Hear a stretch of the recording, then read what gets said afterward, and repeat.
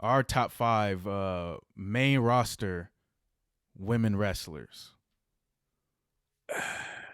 That's a rough one. That is a rough one. All right, I'm with it. I'm with it. So how are we gonna do it? You want me to go first, or you gonna go first? I'll go first. I'll start it off. All right. Number one, I'm gonna go 1 to 5. So I'm gonna go number one right now. I gotta do it. Charlotte Flair. I'm sorry. Charlotte Flair is just even though I'm kind of tired of her being champion, she's that woman. So she's the queen. Bianca Belair, number two.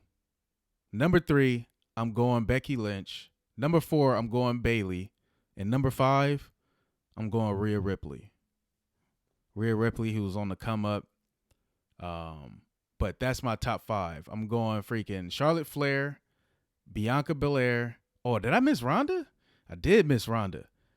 Mm-hmm. Ooh, that's tough. Okay, so Becky Lynch. Okay, I'm gonna go Becky Lynch. I'm gonna go Ronda. Then I'm gonna go Bailey. And Rhea Ripley is just on the outskirts, barely, barely. Gotcha. All right. For me, I'm going off of who I like. I'm going off of who I feel is the most viable to me because this is how I feel like wrestling's future should go. And personally, I feel like when it comes to women's wrestling, I'm gonna have to put number 5, Io Sky, where and I really liked her. I liked her when she was in Japan. I liked her when she came to the WWE. I liked her in NXT. I still like her when she's in Damage Control. And so far, I've always enjoyed her matches. So yeah, she's number 5. Number 4, Rhea Ripley. Because honestly, in a good amount of time, hey man, she's probably looking like the women's version of probably. Oh, hey man, she might be the women's Brock Lesnar because it might happen, dog. It might happen.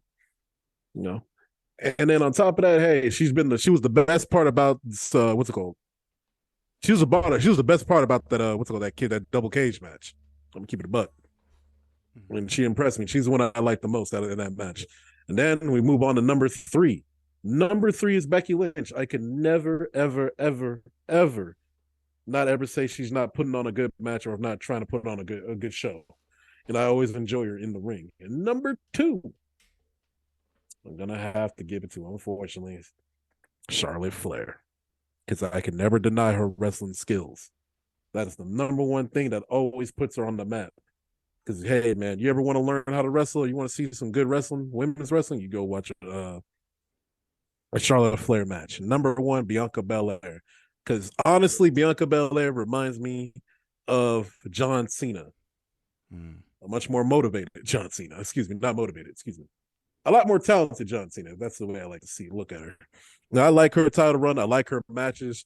I really enjoyed Crown Jewel. I really enjoyed her matches with Becky Lynch, especially at SummerSlam and at WrestleMania. And I feel like they've done a very good job with her character.